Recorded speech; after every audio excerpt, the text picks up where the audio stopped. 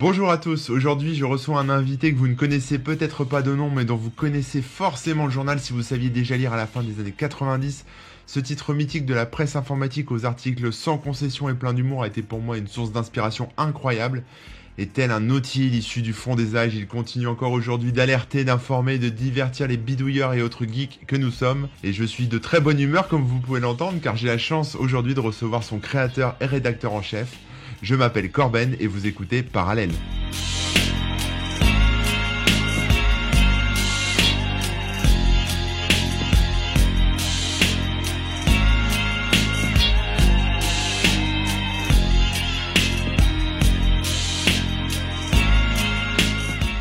Bonjour Olivier. Bonjour. Alors écoute, je t'appelle Olivier, tu es donc comme je le disais en intro, rédacteur en chef, hein, je crois que c'est comme ça qu'on dit, hein, tu sais moi la presse je connais pas bien, donc c'est directeur de la publication et rédacteur en chef du magazine, du journal même, le Virus Informatique, c'est ça? Ouais, c'est ça. En fait, je résume, le directeur de la publication, c'est la personne qui assume les risques lorsqu'il y a des problèmes juridiques. Et rédacteur en chef, D'accord, c'est le ok. métier. D'accord, donc c'est le gilet pare-balles et après il y a le métier quoi. D'accord, ok, bon bah très bien. Alors Olivier, avant de te présenter, je voudrais que tu me donnes ta météo intérieure. Ah, c'est un peu difficile en ce moment-là. Je reviens, j'étais pour les fêtes en France, j'ai trop mangé, donc je suis un peu malade. Et en plus, je suis arrivé en Estonie et il y a un gros écart de température. Je suis arrivé, il neigeait, quoi. Et Ton moral est bon quand même ou... c'est un peu douloureux, ça empêche un peu de se concentrer pour le travail, etc. Mais ça va, je tiens le choc. Ok, d'accord. Et donc, bah écoute, on se connaît pas du tout même, je peux le dire carrément. Mais par contre, moi, je lis ton journal depuis très longtemps. Alors, je me souviens plus depuis quand ça existe. J'ai oublié. Tu peux nous refaire un petit historique sur le virus informatique rapidement pour les gens qui connaîtraient pas ou rafraîchir la mémoire de tout le monde. Bon, d'accord. D'abord, je tiens à m'excuser si je fais des fautes de français, si je cherche des mots, si je bafouille, parce que je ne parle plus beaucoup français quotidiennement. En fait, j'écris en français. Ça m'arrive de chercher des D'accord. mots, mais ça se voit pas quand je cherche mes mots. Bah, tu nous diras pourquoi après, peut-être. Je vous dirai après pourquoi. Je suis tombé dans l'informatique au début des années 80. J'étais encore jeune adolescent et je lisais beaucoup de magazines. Et un de mes rêves, c'était de travailler dans cette presse. Donc ensuite, j'ai continué mes études. J'ai fait une fac d'informatique et j'avais toujours j'ai travaillé aussi comme développeur, mais j'avais toujours ce rêve de travailler dans Ah la ouais. presse informatique. Et pendant mon service militaire où j'étais informaticien, il m'est arrivé d'avoir des permissions et j'ai commencé à pouvoir travailler dans la presse informatique. Et rapidement, je me suis aperçu qu'on n'avait pas la liberté de ton que j'espérais. D'accord. C'est-à-dire qu'il y avait la presse informatique vit surtout grâce à ses annonceurs, c'est-à-dire que il y a des entrées d'argent par les ventes de magazines chez les marchands de journaux et une partie des rentrées d'argent qui viennent aussi des annonceurs qui font de la publicité pour des PC, des écrans, des téléphones, etc. Ouais. Et en fait, ces annonceurs ont un très gros pouvoir sur les magazines. C'est-à-dire que s'il y a un article qui est très critique, l'annonceur peut retirer son budget publicitaire et ça peut menacer l'existence du magazine. Donc c'est pas du tout la conception que j'avais de la presse. Et pour pouvoir écrire les choses dont j'avais envie d'écrire, le seul moyen c'était de lancer mon propre magazine sans publicité. D'accord. Ok, donc c'était un choix, c'était parce que tu es très lié à justement la liberté d'expression et le fait de voilà de pouvoir dire tout ce que tu veux. T'es journaliste, t'es vraiment journaliste. Ouais, en fait, je suis pas devenu journaliste. J'ai pas eu ma carte de presse tout de suite. Quand tu as une carte de presse en France, je sais pas comment ça marche aujourd'hui. Pendant 2 ans, tu es considéré comme stagiaire. Ouais. Donc c'est le circuit que j'ai fait. J'ai commencé à écrire mes articles, mais ensuite, je suis parti à la fac pour apprendre le journalisme. Donc en fait, j'ai la double compétence. J'ai informatique d'un côté et journalisme de l'autre. Donc c'était vraiment ton rêve en fait de travailler dans la presse informatique. Alors pas dans la presse en général, mais vraiment dans la presse informatique, si je comprends bien? Au début, je dirais même que j'étais plutôt spécialisé jeux vidéo. Et c'est progressivement, je me suis trouvé. D'accord. J'aime bien les jeux vidéo, mais je me sentais un peu à l'étroit. Et donc je me suis intéressé un peu plus à l'informatique de manière générale. Et aujourd'hui, l'informatique elle est présente partout dans notre vie, dans nos vies. Ouais. Donc, je peux couvrir n'importe quel aspect de la vie, en fait, qui est lié aux nouvelles technologies. Et alors, justement, enfin, on était en quelle année là quand t'as eu cette idée de lancer ton propre journal? Le premier numéro est sorti en 97. Ah, ça nous rajeunit pas, hein. Punaise, 97. Je sais Ah pas non. si je dois l'avoir peut-être ce premier numéro. Mais ouais, 97, moi je débutais sur internet, tu vois? Donc c'est des bons souvenirs aussi pour moi. Et alors, justement, lancer un journal papier à l'époque, ça se faisait facilement? Enfin, moi, j'ai aucune idée de comment on fait, hein. Moi, je suis vraiment, quelqu'un qui fait que du web à 100%, même si j'ai beaucoup d'amour pour, tout ce qui est, livres, magazines et cetera comme toi, quand j'étais gamin, j'étais fasciné par tout ça, tous ces productions, ces magazines et cetera. Mais alors comment est-ce que tu as démarré? Tu avais quel âge? Tu as démarré comment? Enfin, ça m'intrigue beaucoup, en fait. J'avais quel âge? Quand j'ai monté la boîte, j'avais 25 ans. Ouais, tout jeune. Au début, il fallait réunir les fonds pour lancer le magazine, parce que au début, j'ai cherché à convaincre d'autres éditeurs, mais aucun n'était intéressé par le projet. Ouais. Donc, pour financer le magazine, ce que j'ai fait, j'ai lancé un CD-ROM. À l'époque, comme tu disais, ouais, c'était les débuts d'Internet, hein. Et grâce à Internet, j'ai réalisé une compilation de shareware sur la thématique des émulateurs.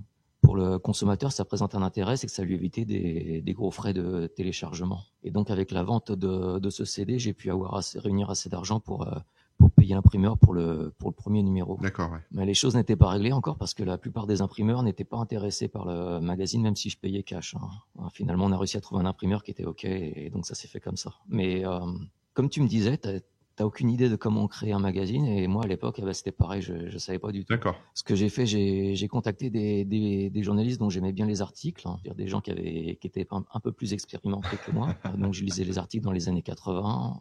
Il y avait aussi des dessinateurs comme Bruno Bellamy qui était déjà actif dans les années 80. Et Bruno a aussi écrit quelques articles, hein. Mais concrètement, pour lancer le magazine, on savait pas du tout comment fallait faire, hein. Ouais. Donc c'est petit à petit, j'ai réussi à réunir des informations. J'ai lu un article dans un magazine qui s'appelait Job Pratique, hein. L'article faisait seulement 2 pages, mais il y avait au moins les explications au niveau des formalités, parce qu'il y a pas mal de dépôts administratifs, judiciaires, etc. à faire. J'avais contacté les NMPP, qui est devenu Prestalis depuis. Ils m'ont un peu expliqué aussi comment il fallait faire pour la distribution. Et puis progressivement, comme ça, avec les différentes briques se sont mises en place, et on a lancé le premier numéro. Alors moi, j'ai l'impression que depuis que je lis le virus informatique, même, la nouvelle version même qui a enfin ouais, en fait que rien n'a changé. C'est toujours le même esprit, le même ton, la même, mise en page évidemment. Pourquoi ça? Enfin, je veux dire, enfin, tu vas m'expliquer, mais le ton initial que tu voulais donner à ton magazine, au-delà de la liberté d'expression et d'être libre et d'avoir ton propre, journal, c'était quoi un peu la ligne éditoriale, ce que tu t'étais fixé, au départ? Alors, au départ, j'étais lecteur de Hebdogiciel, hein. Donc, je pense que Hebdogiciel m'a beaucoup inspiré. D'ailleurs, Carali, on a réussi à le convaincre pour nous rejoindre au début. Puis la ligne éditoriale, je dirais que c'est un peu un mélange du Canard enchaîné, de Que choisir, 60 millions de consommateurs, et des publications comme ça. L'idée, c'était de défendre le consommateur en publiant les informations qu'on n'aurait pas pu publier dans d'autres magazines. Et d'ailleurs, le premier numéro a été conçu comme ça, c'est-à-dire que il y a eu des articles qui ont été écrits pour d'autres magazines d'informatique, hein, qui n'ont pas pu être pris, et on les a publiés dans le virus, hein. Et ils avaient pas été pris justement à cause de ces problèmes d'annonceurs, de sponsors et cetera, ou ça n'avait rien à voir? Ouais, tout à fait. Et il peut y avoir aussi une autocensure des rédacteurs, c'est-à-dire que eux-mêmes savent que s'ils envoient ça, ça ne sera pas publié. À l'inverse, hein, il y a une chose que j'ai oublié de mentionner, c'est que si on voulait parler d'un produit qui nous intéressait beaucoup, mais pour lequel il n'y avait pas d'annonceur, c'était très difficile de caser l'article dans un magazine, hein. Dans le premier numéro de Virus, par exemple, on a parlé du risque PC. C'est un des premiers ordinateurs à base de microprocesseurs ARM.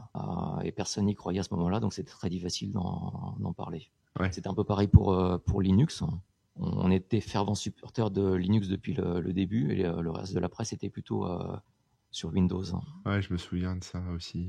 Moi, j'ai toujours beaucoup aimé le ton, du virus en général, hein, y compris les illustrations, Merci. de Bruno Bellamy. Non, non, mais c'est vrai, c'est quelque part, enfin, voilà, bon, les gens qui nous écoutent, savent que j'ai un blog, depuis aussi beaucoup d'années et quelque part, en tout cas, au début de mon site, maintenant il y a eu un peu de changement, mais au début de mon site, j'avais beaucoup cet esprit-là aussi, et je pense que le virus, ça fait partie de mes, je sais pas, de mes influences, quoi, on va dire. Au début, mais tu dis au début, mais pourquoi tu changé ensuite? Ouais, forcément tu changes parce que enfin, tu vas me dire, tu pas obligé de changer, mais moi je pense que ouais, j'ai évolué, ouais, ça a changé. Alors après, ça a changé en bien, en mal, et cetera, je sais pas, mais ce que je veux dire, c'est que les sujets sont plus les mêmes. Même l'informatique a évolué. Là, je regardais, j'ai acheté le dernier numéro là du Virus informatique. Il y a des articles, c'est ça qui m'impressionne aussi avec ton journal, c'est qu'en fait, il y a des choses, j'ai l'impression de me retrouver en 97 en fait sur les articles. Et je dis pas ça de manière en mal, hein. Je dis ça en bien, c'est-à-dire que j'ai vu là, dans le dernier numéro, ça parle encore de déverrouiller des DVD avec des contenus érotiques dedans. Mmh mh. Ce qu'il y avait déjà à l'époque, ce qui était marrant, parce qu'il y avait ce côté un peu, je déverrouille des contenus qui sont censés être chiffrés, mais qui le sont pas, donc c'est des bidouilles, etc. Enfin, il y a un truc un peu sympa. Et je savais pas que ça existait encore ça, que ça se faisait encore, tu vois? Et toi, t'en parles encore, enfin, en tout cas, c'est encore dans le journal. Moi, ce que je vois et j'ai du mal à je cherche moi tout ça, ces petites choses à bidouiller, ces astuces, ces choses pour que les gens reprennent un peu le contrôle et quand je trouve, ça, c'est de l'or pour moi et je continue à faire des articles dessus. Mais j'ai l'impression que c'est beaucoup plus rare alors qu'à l'époque, il y avait toute cet esprit bidouilleur, on détourne les trucs, on essaie de trouver, voilà, on met plus les mains dans le cambouis. Maintenant, en tout cas, moi, j'ai beaucoup plus de mal à trouver ça. Alors, il y a encore Linux, heureusement, qui permet de faire pas mal de choses et de bidouilles, mais d'une manière générale, on va dire, tout ce qui est un peu astuces de barbu et bidouille et aller voir un peu ce qui se passe sous le capot, ça reste, enfin, ça c'est un peu tari. Enfin, c'est mon sentiment, quoi. Et donc j'ai beaucoup de mal maintenant. Alors, moi aussi, après, j'ai changé. Il y a des sujets dont j'ai parlé beaucoup de fois et maintenant, je vois plus forcément l'intérêt d'en parler, tu vois? Donc, quelque part, je passe à autre chose, tu vois? J'évolue dans les sujets. Mais c'est vrai que sur ce noyau dur, de sujets qui étaient propres au virus ou même à moi au début, en tout cas, moi, en tout cas, je me suis un peu tari là-dessus, ouais. J'ai pas peur de le dire, hein, mais voilà. Je trouve que ça c'est plus dur à trouver, mais quand j'en trouve, je suis content, tu vois? Je suis de retour comme en 97, tu vois ce que je veux dire? Enfin, tu vois? Mais j'ai du mal maintenant. Mais peut-être que toi, tu as un secret là-dessus? Ouais, mais je pense que c'est pas toi qui a évolué, en fait, c'est le marché. Peut-être. Je me souviens au début des années 80, quand je lisais la presse informatique, hein, il y avait des articles techniques qui expliquaient comment fabriquer son ordinateur, Ouais, donc de A à Z. Donc ils nous expliquaient le transistor, puis ensuite le microprocesseur, la programmation en assembleur, etc.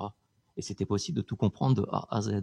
Aujourd'hui, tu me demandes de fabriquer un PC, pas de l'assembler, mais de le fabriquer, ouais. j'en suis incapable. Et c'est plus possible de bidouiller de la même manière qu'on faisait avant. On peut bidouiller maintenant, mais c'est au niveau d'une petite couche du logiciel ou du matériel, hein, mais on peut pas bidouiller globalement comme avant. Ouais, c'est ça, ouais et tu vois, maintenant enfin, avant, à l'époque, il y avait, je sais pas, parlons par exemple de la vie privée. Il y avait peut-être, des articles à l'époque qui expliquaient, je sais pas, hein, je vais dire une bêtise, mais comment utiliser un proxy, par exemple, pour aller sur un site, sans révéler son IP, facilement. En gros, c'était ça. Maintenant, les articles, c'est plutôt comment vider ton historique, Google ou comment, tu vois, éviter que Facebook te trace. Tu vois? C'est pas le même, on n'est plus sur les mêmes, sujets de fond, en fait. Ça reste des sujets relatifs à la vie privée, mais c'est moins geek, c'est moins bidouille parce que, bah, tu veux régler enfin, faire tes changements de paramètres au niveau de Facebook, bah, tu vas sur Facebook, tu vas dans les paramètres et tu fais tes changements pour éviter que, trop d'infos, se baladent dans tous les sens. Si tu veux garder Facebook, bien évidemment, mais alors qu'à l'époque, bah, fallait, creuser plus les mains dans le cambouis, quoi. Donc ça a évolué aussi à ce niveau-là, je trouve. Mais bon, c'est mon avis, hein, c'est mon sentiment, c'est difficile à expliquer. Non, non, je comprends parfaitement. Personnellement, je trouve que je m'amusais beaucoup plus avec les ordinateurs dans les années 80 qu'aujourd'hui. On est en mode, c'était mieux avant. Les vieux cons, tu sais? Ouais, mais c'est pas grave, hein. C'est pas D'un grave. autre côté, comme tu dis, avec le magazine, on essaye de faire revivre cela d'une certaine manière, hein. Ouais, ouais, bah, moi, c'est une vraie madeleine, hein, pour moi. Donc le magazine, c'est une belle vie. Alors j'imagine que c'était tous les jours, là, pour toi, c'était ton boulot quotidien et c'était, Ah, c'était 7 jours sur 7, 14 heures par jour minimum, je pense, hein. c'est ça, ouais. Puis en plus, il y a toujours eu un petit prix, hein, ça, faut quand même le souligner. Donc pour un magazine sans pub, avec un prix, bah, dérisoire, hein, c'était un truc, enfin et ça, tu as toujours tu toujours tenu à ça et c'est encore le cas maintenant et bah, c'est bien. Après, c'est bien, mais est-ce que c'était réaliste? Je sais qu'après le virus, ça s'est terminé? Est-ce que tu peux nous expliquer un peu pourquoi? Ouais, il y a eu plusieurs raisons au niveau de l'arrêt. Donc, avant, je retourne en arrière, on a lancé plusieurs magazines dérivés du virus, hein. On a lancé Pirate Mag, hein, qui était consacré un peu au monde du hacking et du piratage, hein. Les puces informatiques, hein, qui publiaient des petites annonces et aussi des articles sur les vieux ordinateurs des années 80 déjà. Et Pocket Magazine qui était consacré aux consoles de poche, hein.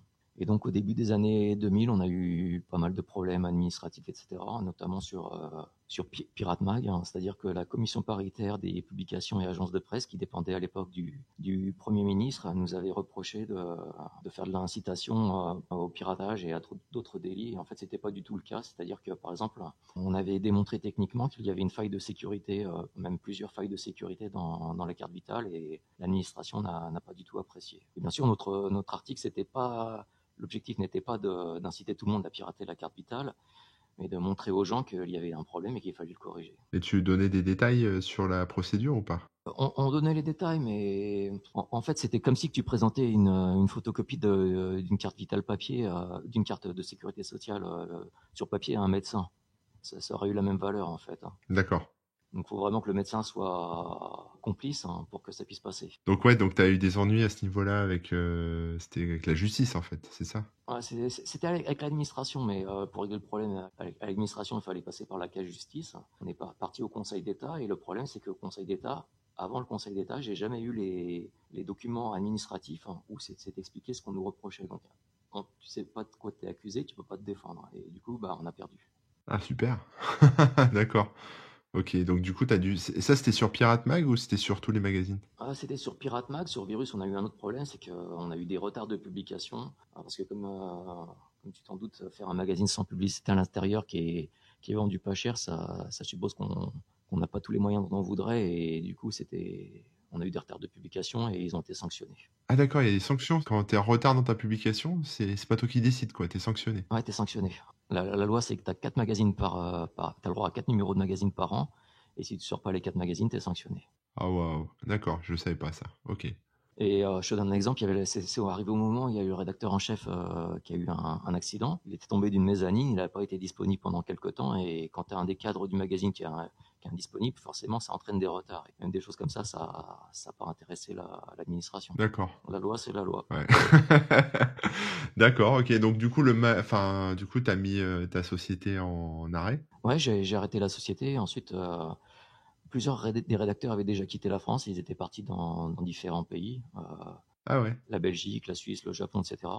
Et ils étaient un peu dégoûtés du fonctionnement des choses en France. Et bah, comme eux, je suis parti. Et alors tu es parti où? Je suis parti en Belgique, pardon. Et ensuite, je suis devenu, je vais dire un gros mot pour les puristes, je suis devenu digital nomade. En fait, il faudrait dire nomade numérique, hein. Nomade numérique, ouais, travailleur, sans pays fixe. Ouais, sans pays fixe, exactement. Et donc, mon objectif, dans un premier temps, c'était de relancer les magazines, mais en ligne. D'accord. Et bah, la sauce n'a pas pris, c'est-à-dire que j'arrivais pas à faire en ligne des magazines vivant sans publicité. Alors en fait, j'étais assis entre deux chaises. D'un côté, il fallait que je prenne de la publicité pour avoir des revenus, de l'autre, et en plus que j'ai beaucoup de lecteurs pour afficher beaucoup de publicité. Et j'aurais perdu la liberté de ton. Ça, on peut en parler, hein, mais je partage pas ton avis là-dessus. Bah, la situation a un peu évolué. Maintenant, je pense que ça serait possible de faire un magazine qui vit en ligne de ses lecteurs, mais quand tu vois des publications comme Next Impact, par exemple, c'est vraiment très difficile pour eux. Donc, je suis pas encore certain de. Ouais. Parce que je te décrivais, c'était mon expérience. On a eu quelques problèmes, par exemple des régies qui ne payent pas ce qu'elles doivent, hein. Il y a eu une grosse montée des bloqueurs de publicité aussi, qui ont fait que les revenus commençaient à chuter considérablement. On a eu aussi un problème avec Google qui nous a demandé de supprimer des pages, et ça commençait à faire trop. Et donc la solution, bah, ça a été pareil, c'est plutôt que de supprimer les pages, on supprime Google, hein. Mais là, le problème, c'est qu'il n'y avait plus aucune entrée d'argent, et le problème, c'est si tu veux payer des rédacteurs, parce que faire des enquêtes, ça prend du temps, et il faut payer les gens pour que ça soit fait. L'autre solution, c'est d'aller trouver un travail à côté qui nous nourrisse, mais quand on fait ça, on n'a plus le temps d'écrire ensuite, hein. Donc là, dans l'historique, ça a duré pendant quelques années, j'ai essayé en ligne. On arrive en 2015 à peu près. Je me suis dit que, en fait, il y avait une chose qui me manquait quand on a fait le magazine à l'époque, hein. C'est que j'avais jamais assisté à l'impression du magazine. Et je me suis dit, ah, j'ai quand même raté quelque chose, hein. J'aurais bien voulu voir comment ils impriment le magazine. Et à ce moment-là, il y a l'idée qui a commencé à germer dans ma tête. Ah, bah, tiens, faudrait que je relance le magazine. À ce moment-là aussi, j'avais lu un magazine qui s'appelait Society, je crois, en France, hein, et j'avais trouvé les articles vraiment intéressants. Je sais pas, il y avait une profondeur que je trouvais pas sur les sites internet, hein. Et puis tout ça ensemble, cumulé, ça me donnait vraiment l'envie de retourner au papier. Mais là, la question après, ça a été comment relancer le magazine parce que le marché a pas mal changé et il fallait trouver une solution, quoi. Parce que ça faisait combien d'années qu'il était plus édité?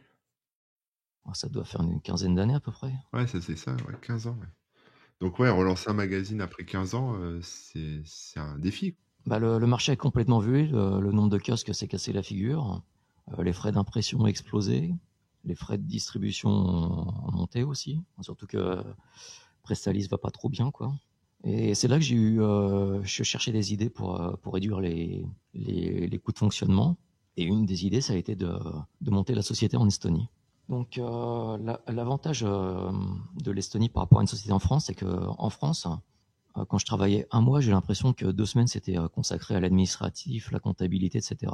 Et en plus du travail d'une société normale, une société de presse, elle a plein de formulaires à remplir à droite, à gauche. Il y a le Premier ministre qui demande des stats sur les ventes, etc. Alors c'est des informations qu'on a déjà fournies aux impôts, en fait. Et en Estonie, ce qui est bien, c'est que tu mets tes informations une fois par mois dans l'ordinateur, et c'est l'État qui dispatche les différentes informations aux différents services qui en ont besoin. Du coup, concrètement, la comptabilité, l'administratif, ça me prend 1 heure par semaine à peu près. Du coup, je peux me concentrer vraiment à ce que j'aime, c'est-à-dire faire des articles. Et il y a une petite surprise dans l'histoire, c'est qu'à ce moment-là, j'étais encore nomade digital, et j'étais venu en Estonie, c'était juste 1 semaine au départ. Et en fait, j'ai eu un gros coup de cœur pour le pays et j'ai décidé de rester. Donc là, maintenant, bah, ça fait 4 ans que je suis là-bas. Et donc, tu bosses de chez toi, tranquille?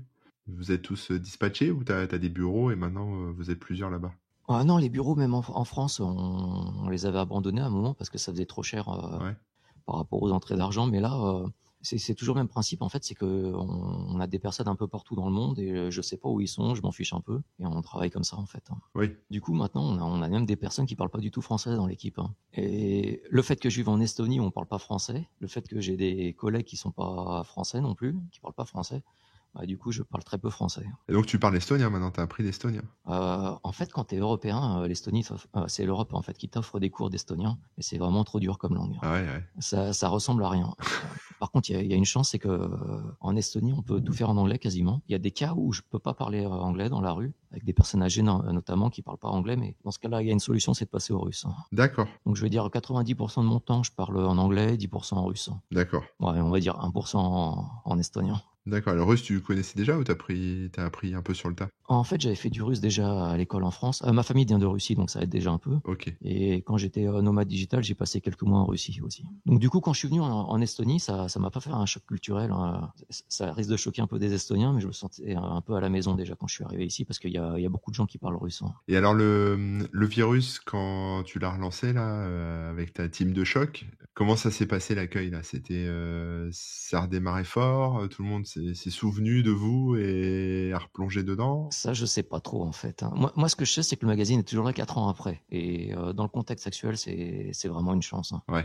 Parce que on regarde les statistiques des magazines, en général, c'est moins 10% par an, moins 5, moins 10% par an. Et nous, on a de la chance, c'est que ça croît progressivement. Et même encore, de temps en temps, je vois des messages sur Facebook ou Twitter, des gens qui s'aperçoivent que le magazine est revenu. Mais 4 ans après. Donc je pense que tout le monde n'est pas encore au courant. Ouais, puis les gens mettent de moins en moins les pieds chez les marchands de journaux aussi, hein. Ouais, bah c'est ça. Mais d'un autre côté, en vendant chez le marchand de journaux, malgré les frais d'impression, malgré les frais de distribution, on arrive à s'en sortir, hein. Alors qu'en ligne, j'arrivais pas. C'est complètement paradoxal, mais c'est comme ça. Ah, c'est fou, hein. Et toujours en maintenant ce prix à 2 € quoi. Ouais, le prix, ça fait, je crois, 17 ans qu'on l'a pas touché.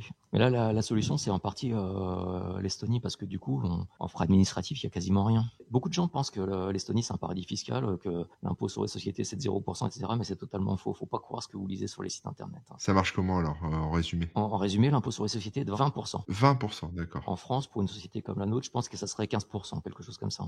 Donc c'est plus qu'en France? C'est plus qu'en France pour une petite société. Par contre, l'avantage, c'est que on peut reporter l'impôt. C'est-à-dire que s'il n'y a pas de distribution de bénéfices, mais que l'argent réinvesti pour pour que la société grossisse, il n'est pas imposé de suite.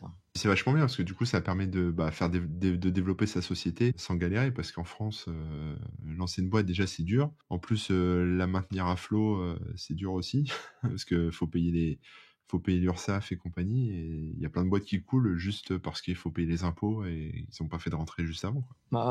Là, on a l'équivalent de l'URSSAF, hein. Mais comme je te disais tout à l'heure, on met une fois pour toutes l'information dans l'ordinateur central et Ouais. c'est l'URSSAF local, entre guillemets, qui se débrouille, hein. Une fiche de paye, ici, j'ai jamais vu de fiche de paye parce que tout est dans l'ordinateur. Et normalement, je crois que c'est 3 lignes. Le montant brut, la cotisation patronale, la cotisation salariale et le montant net.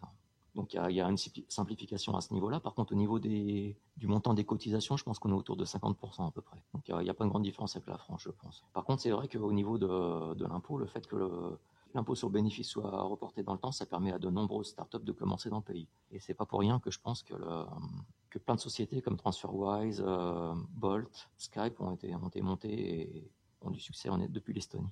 Et d'ailleurs, est-ce qu'on a besoin d'être physiquement présent en Estonie pour monter sa boîte? Je crois pas, hein. Ah si, tout à fait. Ah non, on peut lancer une société en Estonie et la gérer totalement en ligne. Ça, c'est faisable. Par contre, l'Estonie a des conventions fiscales avec d'autres pays. C'est-à-dire qu'un Français qui vit en France, qui monte une société en Estonie, bah, la société estonienne sera imposée selon les règles françaises. Le problème, c'est que ça sera facilité en Estonie, mais la partie française sera soumise aux règles françaises. Donc, il y aura quand même les formulaires à remplir en France, hein. Ah ouais, d'accord. Donc tu gagnes pas forcément en termes de gain de temps non plus. Non.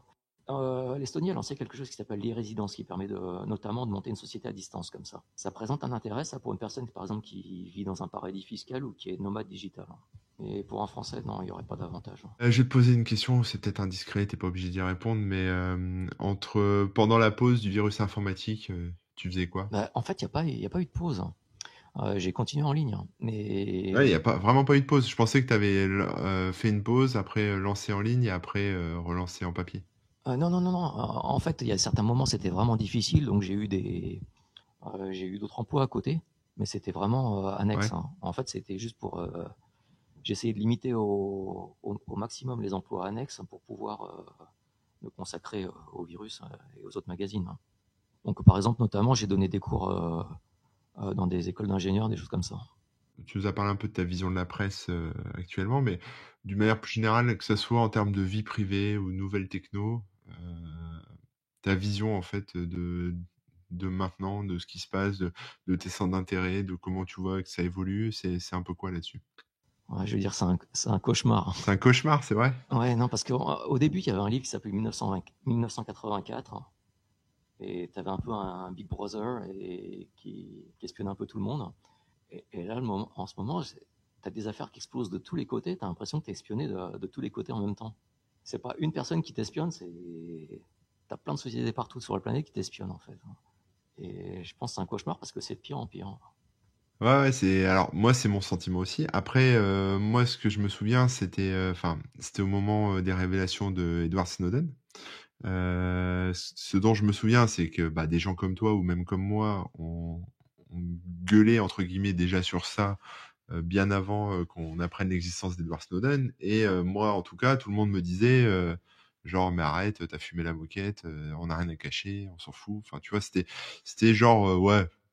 Peut-être, mais enfin, c'était pas concret, en fait. Tu vois ce que je veux dire? C'était quelque chose, peut-être c'est possible, mais en fait, tu craqué Manu, c'est pas voilà, c'est pas le cas, quoi. Tu parano. On me disait souvent ça, t'es parano. Et après, il y a Edward Snowden qui a déboulé et qui a arrivé avec des preuves, en fait, hein, de tout plein de choses et encore que d'une partie, hein, et puis après, on a enchaîné sur les scandales avec Facebook, avec, tous ces trucs-là.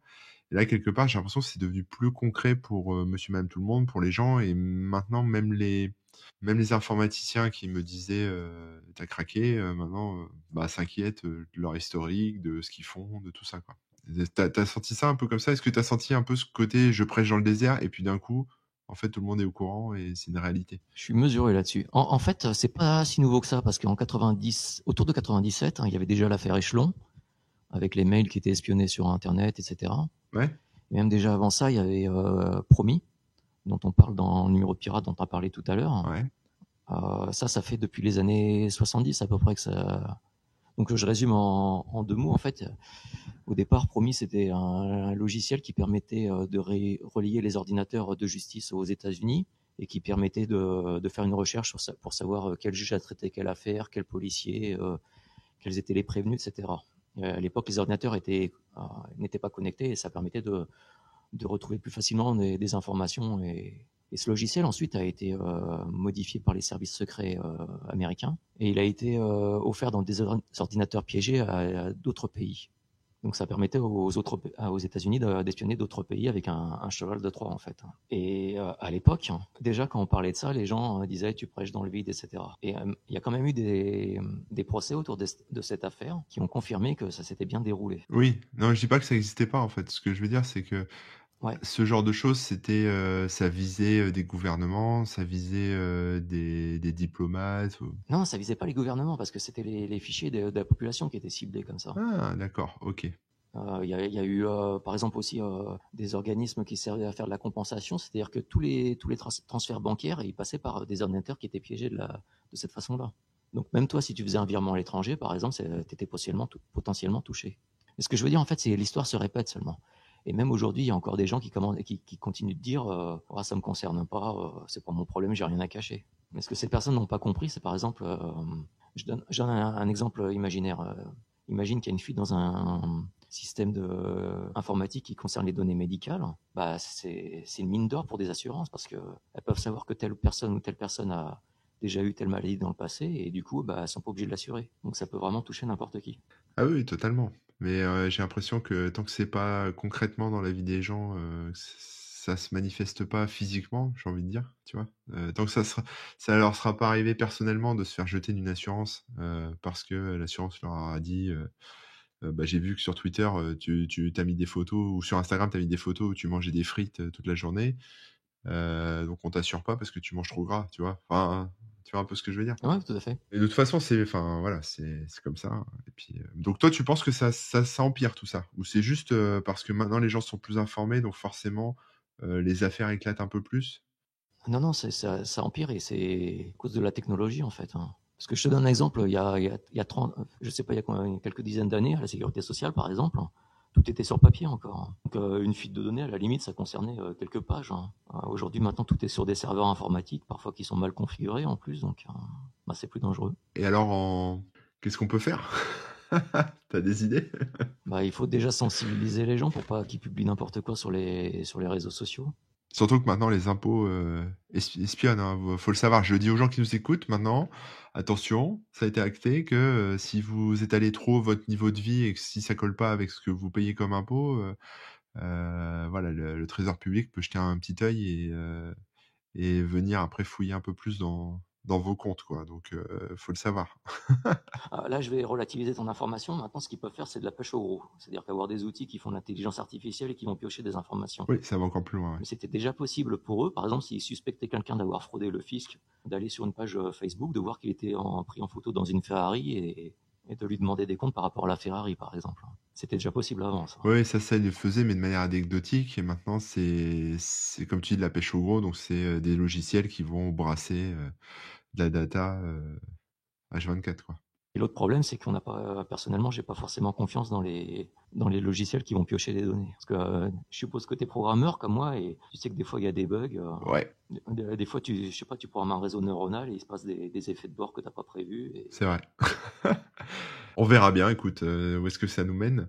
Et alors, à part les nouvelles techno, à part la presse, ta vocation, tu consacres un peu ta vie au virus informatique quelque part. Ah, ouais, c'est ma vie, mais par contre, j'essaie de faire ça un peu plus léger qu'à l'époque, parce qu'à l'époque, c'était, comme je te disais, 7 jours sur 7, plus de 14 heures par jour. Et maintenant, j'essaie d'avoir une vie un peu plus équilibrée pour tenir plus longtemps. D'accord. Alors, concrètement, ta vie équilibrée, alors, ouais, moi, juste pour une petite parenthèse, effectivement, quand on travaille beaucoup, au bout d'un moment, ben, on burn out, ou on se fatigue, ou on se dit, en fait, il n'y a pas que ça dans la vie. J'imagine que tu fais attention à toi. Et ça serait quoi un peu tes conseils pour les gens bah, qui du coup bossent beaucoup, ont pas forcément une bonne hygiène de vie? Qu'est-ce que toi tu fais? Qu'est-ce qui t'intéresse, etc. Bah déjà, à l'époque, je faisais quand même du sport, hein. J'en fais toujours, tous les jours. Bien. Tu fais quoi? Bah, ça dépend, je vais à la piscine, à la musculation, je cours. Je fais un peu ce qui se passe, hein. Déjà, on a le mythe de l'informaticien qui mange des pizzas, etc. Ça m'arrive, mais je suis plutôt, je sais pas, j'aime bien les brocolis, par exemple, hein. D'ailleurs, des fois, dans des articles, on s'amuse à glisser manger des brocolis de manière entre parenthèses comme ça.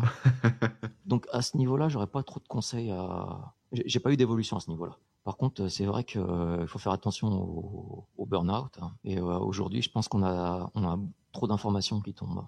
C'est-à-dire qu'on est saturé d'emails, de notifications sur les réseaux sociaux, etc. D'informations de tous les côtés dans les médias. Et je pense que c'est bon de déconnecter un peu. Et tu y arrives? Ouais, j'y arrive. Bah, je pense que tu as fait pareil, toi, parce qu'à un moment, tu étais plus présent sur Twitter, c'est-à-dire que tu suivais beaucoup de monde. Je crois que tu as pris pas mal de recul aussi. Non, mais moi, j'ai fait pareil que toi. Moi, j'ai burn-outé. Donc, je me suis dit, bon, bah, ça va plus, quoi, tu vois. Il faut que je fasse quelque chose. Donc, du coup, je me suis mis au sport. Enfin, j'ai fait plein de trucs. Voilà. Faire attention à la bouffe. Mieux s'organiser par rapport au boulot. Relativiser aussi par rapport au boulot. Enfin, plein de choses comme ça. Et ouais, j'ai fait du ménage aussi parce qu'en fait, je me suis rendu compte que t'as beau te mettre à la méditation, faire du sport, bien manger, etc. Si derrière, t'as ton téléphone, ton smartphone ou ton ordi qui t'envoie des notifs toutes les 30 secondes pour te dire, va voir ci, va voir ça, il y a un mail urgent à gérer, etc. Tu décroches jamais, en fait, tu pètes un câble. Ça continue, ça règle pas le problème. Et ouais, c'est pour ça que sur le smartphone, j'ai écrit un bouquin là-dessus d'ailleurs, mais j'ai essayé de prendre un peu mes distances avec le smartphone, et ça peut s'appliquer aussi à l'ordi. Ça marche pas tous les jours, hein, je dis pas que c'est parfait, mais il y a des petites habitudes qu'on peut changer. Et l'idée, c'était ça, c'était de réduire ça. Et moi, je suis beaucoup touché en fait par tout ce qui passe, comme tu dis, en termes d'information, notamment voilà, l'information, on va dire, grand public. Tu vois, autant l'information tech, informatique, etc., je peux m'en gaver, ça va pas me toucher le moral, si tu veux. Par contre, voir ce qui passe dans la presse généraliste, enfin la presse d'actu sur, je sais pas, la politique, la guerre, les violences policières, les faits divers à la con, à gauche, à droite, de meurtre, de tout ce que tu veux. En fait, quelque part, ça impacte sur mon moral, même si je m'en rendais pas forcément compte. Et les gens que je suivais, qui sont des amis, des connaissances, des gens que j'apprécie, qui partagent plein de trucs sympas, etc., relaient aussi ça. Et moi aussi, hein, même encore maintenant, parfois je relais des choses qui sont pas très positives, mais du coup, ça fait beaucoup trop, quoi. Et je supporte plus, en fait. Donc, du coup, j'ai unfollow tout le monde.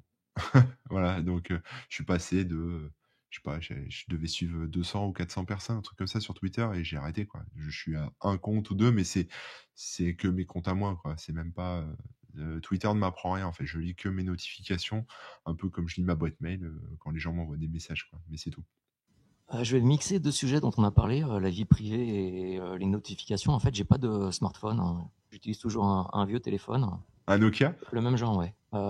L'avantage, c'est que comme j'ai pas de données dessus, quasiment personne peut m'espionner à part l'opérateur s'il veut. Et j'ai pas de notification. En fait, c'est-à-dire que c'est moi qui suis maître de mon temps. C'est quand je veux avoir les notifications, je vais sur l'ordinateur. Sinon, je suis pas au courant de ce qui se passe, hein. J'ai constaté depuis que je suis en Estonie, je regarde plus la télévision.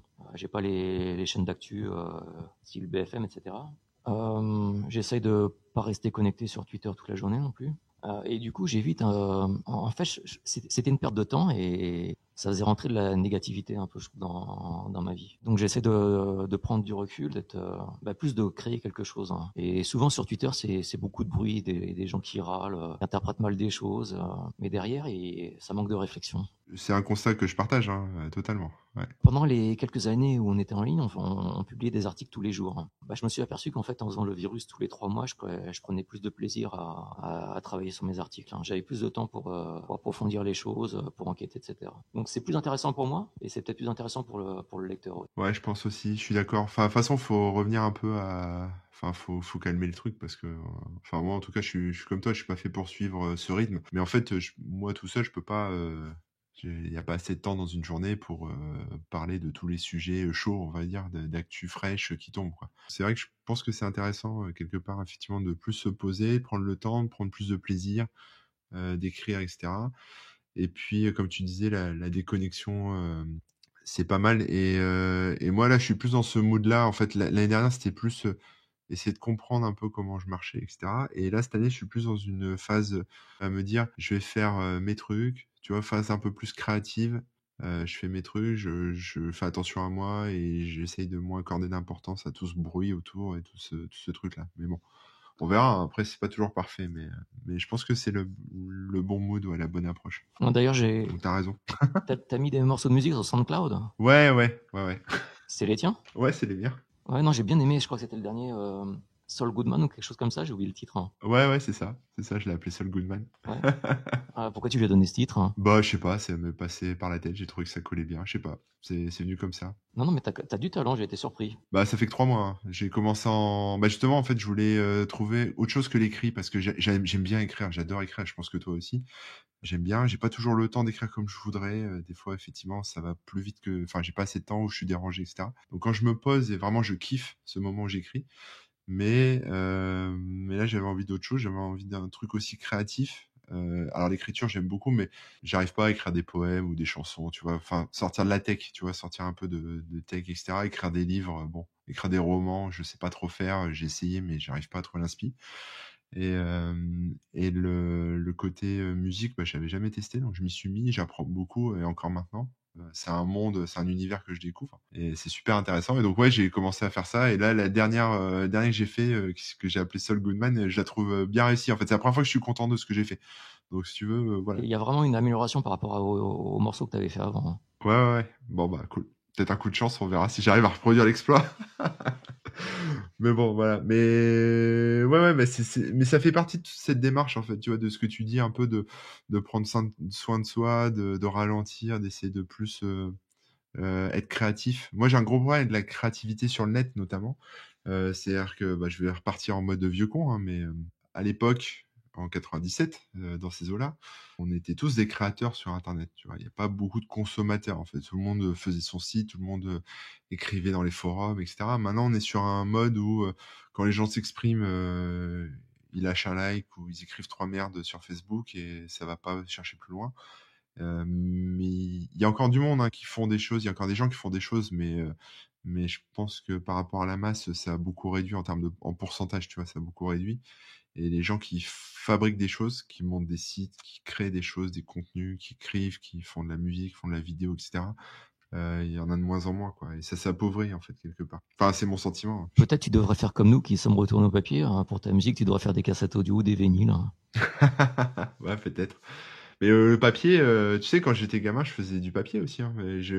Au collège, je faisais mon magazine et je le photocopiais moi-même et je le distribuais à mes potes. Mais le papier, c'est quelque chose enfin, qui est super intéressant même pour l'écrit, mais quelque part, je sais pas, ça prend encore trop de temps. Moi, j'aime bien ce côté un peu immédiat, tu sais, de faire quelque chose et de le shooter tout de suite, de le donner tout de suite aux gens, tu vois.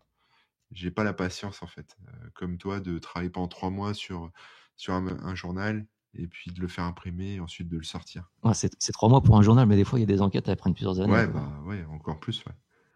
Ouais.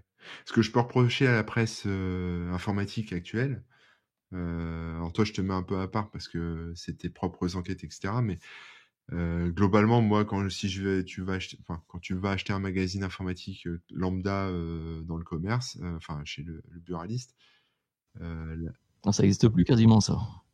il y en a encore, hein, mais Je suis passé dans un kiosque la semaine dernière, c'était ouais, parce que j'étais en France pour les fêtes et c'était il y avait quasiment plus rien en ouais, kiosque. peut-être, je sais. Enfin, il y a pas grand-chose, mais globalement, c'est soit de l'actu périmée, enfin de trucs que moi j'ai vu il y a 6 mois, quoi. Enfin, en gros, c'est ça.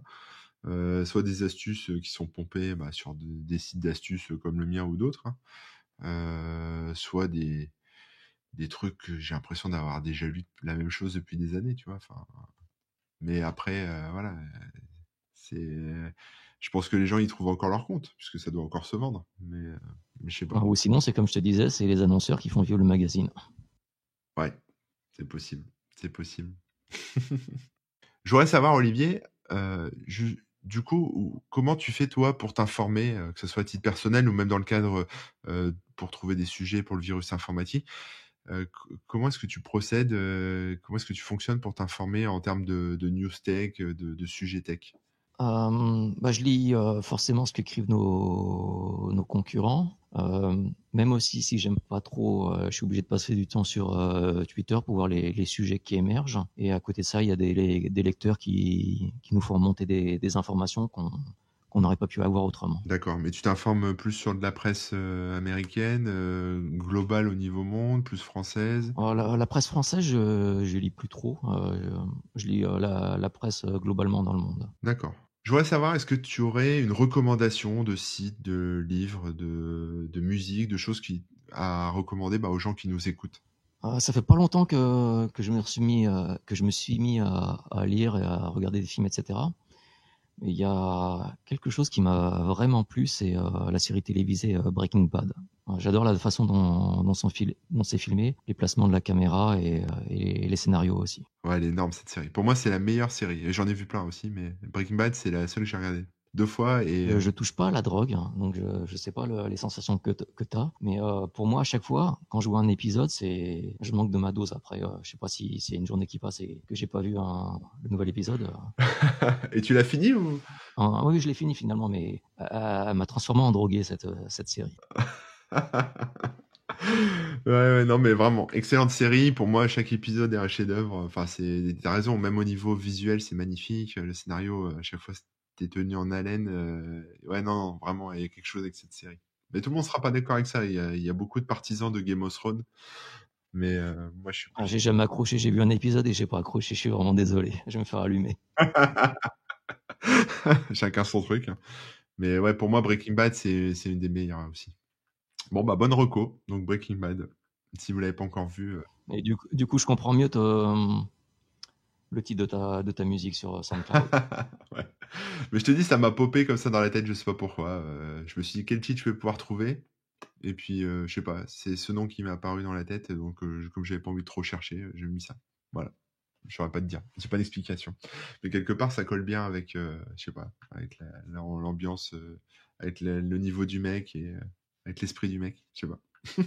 J'ai pas vu la série dérivée encore, donc je sais pas. J'ai pas accroché moi avec la série Saul Goodman, mais donc j'ai regardé quelques épisodes, mais sans plus. J'ai trouvé ça très lent. Moi, je l'aime bien dans Breaking Bad, vraiment dans Breaking Bad. Je vois Carlos Ghosn là avec son avocat. J'imagine ça doit être un peu le même délire.